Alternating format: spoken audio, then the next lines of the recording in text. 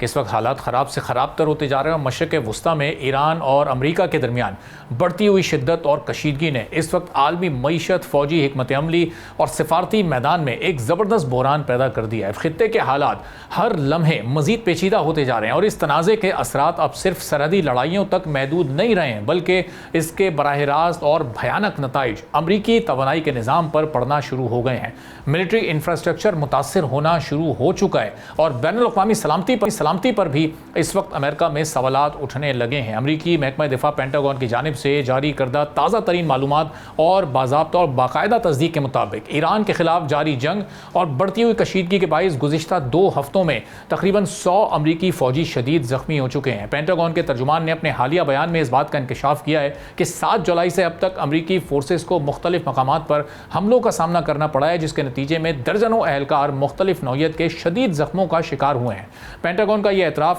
اس بات کی کھلی گواہی دے رہا ہے کہ خطے میں جنگ کس قدر سنگین رخ اختیار کر چکی ہے اور امریکی افواج کو زمینی سطح پر اس وقت کتنا بڑا چیلنج درپیش ہے۔ ایران کی عسکری قیادت اور پاسداران انقلاب نے اپنے موقف میں اب شدید سختی اور جارحانہ انداز کو برقرار رکھا ہوا ہے۔ پاسداران انقلاب کی جانب سے مسلسل یہ وارننگ دی جا رہی ہے کہ مشرق وسطیٰ میں اب امریکہ کے لیے کوئی محفوظ جگہ باقی نہیں رہی۔ ایرانی پاسداران نے واضح طور پر یہ وارننگ دی ہے کہ اگر امریکی فوج مزید جانی اور مالی نقصانات سے بچنا چاہتی ہے تو اس کے پاس واحد راستہ یہی ہے کہ وہ فوری طور پر اس پورے خطے سے نکل جائے۔ اسی دوران پاسداران انقلاب نے اردن میں قائم امریکی فوجی کمپلیکس پر ایک بڑے حملے کا بھی دعویٰ کیا ہے اور یہ کہا ہے کہ اس اقدام کے نتیجے میں کئی امریکی فوجی ہلاک اور زخمی بھی ہوئے ہیں۔ ایرانی عسکری حکام اس بارے میں یہ کہتے ہیں کہ خطے کے ہر کونے میں موجود امریکی تنصیبات اب ان کے ہدف پر ہیں اور کسی بھی پیش قدمی کا منہ توڑ جواب دیا جائے گا۔ اب اس ساری عسکری پیش رفت اور ایران کے سخت رد عمل نے اس وقت واشنگٹن میں شدید تشویش کی لہر دوڑا دی ہے۔ مشرق وسطیٰ کی مزید بگڑتی ہوئی صورتحال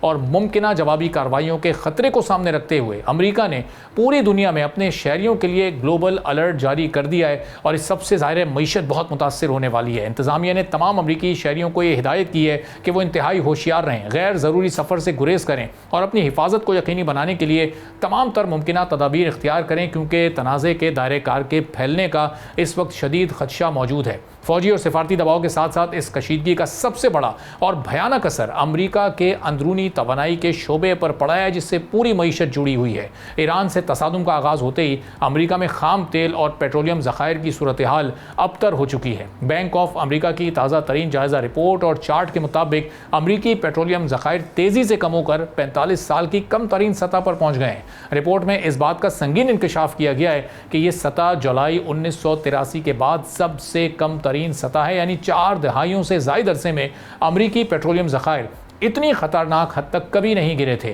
اب یہ اعداد و شمار بتاتے ہیں کہ اس وقت امریکہ کے پاس قومی سطح پر صرف 43 دن کی سپلائی باقی رہ گئی ہے۔ اب یہ صورتحال امریکہ کی توانائی سیکیورٹی کے لیے بہت زیادہ اہم ہے، تشویشناک بھی ہے اور خطرے کا اشارہ بھی دے رہی ہے۔ اگر مشرق وسطیٰ میں سپلائی کی ترسیل میں مزید تعطل آیا یا جنگ کا دائرہ مزید پھیلا تو امریکہ ایک بڑے توانائی بحران کی زد میں آ سکتا ہے اور اس کے براہ راست اثرات پھر فوری طور پر عالمی منڈیوں میں پیٹرول قیمتوں میں مزید ہوشوبہ اضافے کی صورت میں ظاہر ہوں گے۔ موجودہ صورتحال میں ایران اور امریکہ کا یہ تنازع اب ایک ایسے نقطے پر پہنچ چکا ہے جہاں ایک طرف پینٹاگون اپنے زخموں کی تعداد گن رہا ہے